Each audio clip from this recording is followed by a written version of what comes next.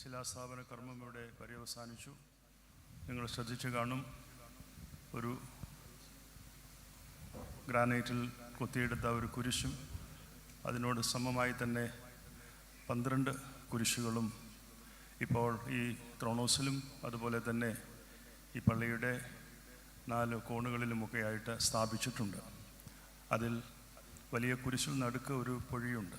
അതിനകത്ത് വെള്ളി കൊണ്ടുള്ള ചെപ്പിൽ നിക്ഷേപിച്ച സ്വർണ്ണ കുരിശും അതിനകത്ത് പെച്ചല കൊണ്ടുള്ള ഒരു തകിടിൽ ഈ പള്ളിയുടെ ചരിത്രം, നമുക്ക് ഒത്തിരി ചരിത്രം പറയാനുണ്ടല്ലോ, ആ ചരിത്രവുമൊക്കെ ആലേഖനം ചെയ്തുകൊണ്ടുള്ള തകിടും അതിൽ സ്ഥാപിച്ചതിന് ശേഷം മെത്രാപ്പോലിത്തന്മാരും ബഹുമാനപ്പെട്ട വൈദികരും അതുപോലെ തന്നെ പള്ളിയിലെ ഭാരവാഹികളും നിങ്ങളെ എല്ലാവരെയും പ്രതിനിധാനം ചെയ്തുകൊണ്ട് സ്ത്രീകളും പുരുഷന്മാരും കുട്ടികളും അടങ്ങുന്ന എല്ലാവരും അതിൽ ഓരോ മണിക്കുന്തിരിക്കം അതിൽ നിക്ഷേപിച്ചിട്ടുണ്ട്. അതെല്ലാം നമ്മളെ എല്ലാവരെയും ക്രിസ്തുവിനോട് അപ്പോസ്തലന്മാരോട് എല്ലാ അർത്ഥത്തിലും ചേർത്ത് നിർത്തുന്നതിൻ്റെ ഒരു പ്രതീകവും കൂടിയാണ്. അതിൽ വിശുദ്ധ മൂറോൻ ഒഴിച്ചതിന് ശേഷം ആ ചെപ്പടച്ച് അത് ഈ പറയുന്ന വലിയ കുരിശിൻ്റെ മധ്യത്തിൽ സ്ഥാപിക്കും. ഇവിടെ ഈ വലിയ കുരിശ് ക്രിസ്തുവിനെയാണ് സൂചിപ്പിക്കുന്നത്. 12 ശിലകൾ അപ്പോസ്തലന്മാരെ സൂചിപ്പിക്കുന്നു. ഈ പാട്ടുകളിലെല്ലാം നമ്മളത് പാടി കേൾക്കുന്നുണ്ട്. ഇപ്പോൾ നമ്മൾ ശുദ്ധമുള്ള എവങ്കല്യോൻ വായിച്ചപ്പോൾ നമ്മൾ ശ്രദ്ധിച്ച് കേട്ടു. നമുക്ക് ഏറ്റവും കൂടുതൽ അറിവുള്ള അല്ലെങ്കിൽ നമ്മൾ ഏറ്റവും കൂടുതൽ ധ്യാനിക്കുന്ന ഒരു ഭാഗമാണ് ശിമോൻ പത്രോസ് ഏറ്റു പറഞ്ഞതായ വിശ്വാസം. അത് ക്രൈസ്തവ സഭയുടെ അടിസ്ഥാനപരമായ ഒരു വിശ്വാസമാണ്. കർത്താവ് പറയുന്നുണ്ട്, അവന് പത്രോസിനെ കെട്ടുവാനും അഴിക്കുവാനുള്ള അധികാരം കൊടുക്കുന്നുണ്ട്. ഇവിടെ ചരിത്രം മറിഞ്ഞു വരുമ്പം ആ ചരിത്രത്തിൻ്റെ ഗതിവിഗതികളിൽ പുതുചരിത്രം കുറിക്കുവാനൊക്കെ പലരുമൊക്കെ ശ്രമിക്കുന്നുണ്ട്. പരിശുദ്ധ പത്രോസ് അപ്പോസ്തലൻ്റെ പ്രാധാന്യം എങ്ങനെയൊക്കെ കുറയ്ക്കാൻ സാധിക്കുമോ അതിനുള്ള പരിശ്രമമാണ് ചില ആളുകളൊക്കെ നടത്തിക്കൊണ്ടിരിക്കുന്നത്. ശിമോൻ കീപ്പാമേൽ സഭ പണിതാനീശൻ 270 തൂണുകൾ സ്ഥാപിച്ചു. ഗിരിഗർദുവിലേറ്റം തിരുസഭയൊത്തുംഗം പണി ചെയ്തൊരു ശില്പി തൻ വാസം വാനിൽ. ഹല്ലേലൂയ ഹല്ലേലൂയ മന്ദിരമൊടുവേദി പണിതവരൻ വന്നിൻ. ഇത് ബിബ്ലിക്കൽ അടിസ്ഥാനമാക്കിക്കൊണ്ട് ശുദ്ധമുള്ള മത്തായിയുടെ സുവിശേഷത്തിൻ്റെ വേദഭാഗം അടിസ്ഥാനമാക്കിക്കൊണ്ട് കർത്താവ് പറഞ്ഞ കാര്യം ക്രോഡീകരിച്ചുകൊണ്ട് പിതാക്കന്മാർ എഴുതിയിട്ടുള്ള ഗാനമാണ് ഈ നമ്മുടെ ഈ ദേവാലയ കൂദാശയ്ക്ക് ഉപയോഗിക്കുന്നത്. അതിനെ ചിലരൊക്കെ മാറ്റിയിട്ടുണ്ട്, എല്ലാം മാറ്റിക്കൊണ്ടിരിക്കുകയാണല്ലോ. അതിന് പകരം ചില ശീമോനാദിഗണേ സഭ പണിതാനീശൻ, ഇങ്ങനെയൊക്കെയാണ് ഓരോരുത്തരൊക്കെ ചരിത്രം മാറ്റിമറിച്ചുകൊണ്ടിരിക്കുന്നത്. നമുക്ക് അവരോടൊന്നും പരിഭവമൊന്നുമില്ല. പക്ഷേങ്കിൽ നമ്മൾ ഈ അടിയുറച്ച വിശ്വാസത്തിൽ പരിശുദ്ധ പത്രോസിനാൽ സ്ഥാപിതമായ ശുദ്ധമുള്ള സഭയുടെ പൗരാണിക വിശ്വാസത്തിൽ എന്ത് ത്യാഗം സഹിച്ചിട്ടാണെങ്കിലും ചേർന്ന് നിൽക്കുന്ന ഒരു കൂട്ടമാണ്, ഒരു വിശ്വാസി സമൂഹമാണ്. എന്തെല്ലാം പ്രതിസന്ധികൾ, പ്രതികൂലതകൾ, വ്യവഹാരങ്ങൾ, തർക്കങ്ങൾ ഒക്കെ നഷ്ടപ്പെട്ടപ്പോഴും ഈ ജനത്തിൻ്റെ വിശ്വാസത്തിന് ഒരു പോറൽ പോലും ഏറ്റില്ല. എന്താ കാരണം? ഇത് പാറ പോലെ ഉറച്ച വിശ്വാസമാണ്. ആ വിശ്വാസത്തിൽ സ്ഥാപിതമായിരിക്കുന്നതാണ്. അത് എത്ര കാറ്റടിച്ചാലും, എത്ര മഴ പെയ്താലും, എത്ര പ്രളയം വന്നാലും അത് ഒലിച്ചു പോകുന്നൊരു വിശ്വാസമല്ല ഇത്. വീണ്ടും നമ്മൾ അത് ഇവിടെ എല്ലാ അർത്ഥത്തിലും അതിൻ്റെ പൂർണ്ണതയിൽ നമ്മൾ പ്രസിദ്ധപ്പെടുത്തുകയാണ്. ഈ വിശ്വാസം ആർക്കും തകർക്കാൻ പറ്റുന്നതല്ല. അതിനെന്തെല്ലാം മറിച്ചുള്ള വിശ്വാസങ്ങൾ ഉണ്ടാക്കിയാലും, എന്തെല്ലാം ചരിത്രങ്ങൾ മാറ്റിക്കുറിച്ച് എഴുതിയാലും, വിശുദ്ധ ഗ്രന്ഥം പറയുന്ന ഒരു ചരിത്രമുണ്ട്. ആ ചരിത്രത്തിൻ്റെ അടിസ്ഥാനത്തിൽ നിൽക്കുന്ന ഒരു സഭയാണ്. അതുകൊണ്ട് ഇതിനെ ആർക്കും തകർക്കാനായിട്ട് സാധിക്കുകയില്ല. തകർക്കാൻ ശ്രമിക്കുന്നവർ ഇത് കൂടുതൽ മികവോടും കൂടുതൽ ശോഭയോടും കൂടി ഉയർന്നു നിൽക്കും എന്നുള്ളത് തന്നെയാണ് ഈ പരിശുദ്ധ ദൈവാലയം അടക്കമുള്ള നമ്മുടെ പരിശുദ്ധ സഭയിലെ ദൈവമക്കൾ ഈ നാളുകളിലൊക്കെ ഈ സമൂഹത്തോട് വിളിച്ചു പറയുന്നത്. നമുക്ക് ദൈവത്തെ സ്തുതിക്കാം പ്രിയമുള്ളവരെ. കർത്താവ് അടിസ്ഥാന ശിലയായി, അപ്പോസ്തലന്മാർ ശിലകളായി, ഞാനും നിങ്ങളുമൊക്കെ ആവുന്ന കല്ലുകളിന്മേലാണ് ഈ സഭ പണിയപ്പെട്ടിരിക്കുന്നത്.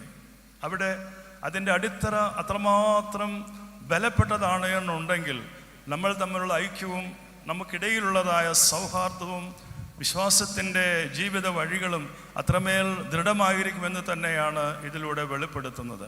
നമുക്ക് വിനയപൂർവ്വം സമർപ്പിച്ച് പ്രാർത്ഥിക്കാം. ഞാൻ ആദ്യമേ സൂചിപ്പിച്ചതുപോലെ ഈ വിശുദ്ധ മൂറോൺ കൊണ്ട് ഈ ദേവാലയം അഭിഷേകം ചെയ്യപ്പെടുമ്പോൾ ഞാനും നിങ്ങളുമൊക്കെ അഭിഷേകം ചെയ്യപ്പെട്ട് വിശുദ്ധീകരിക്കപ്പെടുന്നു എന്നുള്ളത് പ്രത്യേകമായിട്ട് ഓർത്തുകൊള്ളണം.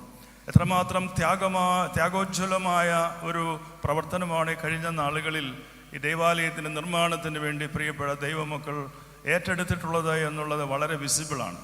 ഈ പള്ളി തുറന്നകത്തേക്ക് കയറിയപ്പോൾ ഞങ്ങൾക്കെല്ലാം വലിയ വിസ്മയമായിരുന്നു. പടിഞ്ഞാറ് നോക്കുമ്പോൾ എത്ര മനോഹരമാണ്. സ്വർഗം ഭൂമിയിൽ ഇറങ്ങി വന്ന ഒരു പ്രതീതിയാണ് ഇതിലേക്ക് പ്രവേശിക്കുമ്പോൾ. അങ്ങനെ തന്നെയാണ്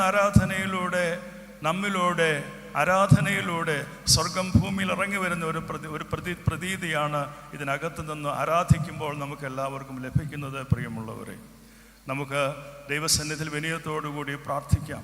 ഇതിൻ്റെ നിർമ്മിതിയിൽ പങ്കാളികളായ എല്ലാവരും ഇത് ദൈവസന്നിധിയിൽ തിരുമുൽ കാഴ്ചയായി സമർപ്പിച്ച് പ്രാർത്ഥിക്കുമ്പോൾ നിശ്ചയമായിട്ടും ഇത് നിങ്ങൾ എല്ലാവരുടെയും നേർച്ചകാഴ്ചകളുടെയും പ്രാർത്ഥനയുടെയും കണ്ണുനീരിൻ്റെയും പ്രവർത്തനങ്ങളുടെയും വിശ്വാസ സ്ഥിരതയുടെയും ഒക്കെ ഒരു പ്രതീകമായി ദൈവസന്നിധിയിൽ അത് അംഗീകരിക്കപ്പെടുകയാണ് ചെയ്യുന്നത് എന്ന് വിനയപൂർവ്വം ഓർമ്മപ്പെടുത്തിക്കൊള്ളട്ടെ. ഇനി 2 ഭാഗമായിട്ടാണ് വിശുദ്ധ ദേവാലയത്തിൻ്റെ കൂദാശ നിർവഹിക്കപ്പെടുന്നത്. ആദ്യത്തെ ഭാഗം കഴിഞ്ഞ് രണ്ടാമത്തെ ഭാഗം വരുമ്പോൾ വിശുദ്ധ മൂറോൻ കൂടാതെ ത്രോണോസുകളിൽ സ്ലീബ കൊണ്ട് വരയ്ക്കും. അതിനുശേഷം ധൂപം വീശി 3 ത്രോണോസുകളിലും മൂറോൻ കൊണ്ട് 3 പ്രാവശ്യം അഭിഷേകം ചെയ്തതിന് ശേഷം പള്ളിയുടെ കിഴക്കേ ഭിത്തിയിലും അതിനുശേഷം 2 ഇരുവശങ്ങളിലും പടിഞ്ഞാറ് ഡോറിലും അതുപോലെ തന്നെ 2 സൈഡിലുമുള്ള കവാടങ്ങളിലൊക്കെ വിശുദ്ധ മൂറോൻ കൊണ്ട് കുരിശടയാളം വരച്ച് ഇതിൻ്റെ സ്ലീബ എഴുന്നള്ളിച്ച് സ്ഥാപിച്ച് ഈ കൂദാശ കർമ്മം അനുഗ്രഹകരമായി പര്യവസാനിപ്പിക്കുകയാണ്. പ്രാർത്ഥനാപൂർവ്വം നമുക്ക് ചേർന്ന് നിൽക്കാം. സൗകര്യത്തെ പ്രതി നിങ്ങൾക്ക് ഇരുന്ന് കാണാനൊക്കെയുള്ള സൗകര്യം പുറത്ത് ചെയ്തിട്ടുണ്ട്. അതുപോലെ തന്നെ ഇതിനകത്തും അനുഗ്രഹകരമായി ആവശ്യമുള്ള സന്ദർഭങ്ങളിലൊക്കെ ഇരുന്നു കൊണ്ടൊക്കെ ആരാധന സംബന്ധിക്കുവാനായിട്ട് സാധിക്കും. ഈ പള്ളിക്കാര്യത്തെ പ്രത്യേകമായിട്ട് അഭിനന്ദിക്കുന്നു. പ്രിയപ്പെട്ട എല്ലാ ദൈവമക്കളെയും ഇതുമായി ബന്ധപ്പെട്ടുള്ള സകലരെയും പ്രാർത്ഥനാപൂർവ്വം സമർപ്പിച്ചുകൊണ്ട് പ്രാർത്ഥിക്കുന്നു. നിങ്ങളുടെ കണ്ണുനീരിനും പ്രാർത്ഥനയ്ക്കും ഈ സമർപ്പണത്തിനും സ്വർഗസ്ഥനായ ദൈവം സർവ്വവിധത്തിലുള്ളതായ കൃപകളും അനുഗ്രഹങ്ങളും സൗഖ്യവും എല്ലാ ഐശ്വര്യങ്ങളും സമൃദ്ധമായി ചൊരിഞ്ഞു തരുമെന്ന് നമുക്ക് എല്ലാവർക്കും പൂർണ്ണമായ ബോധ്യമുണ്ട്.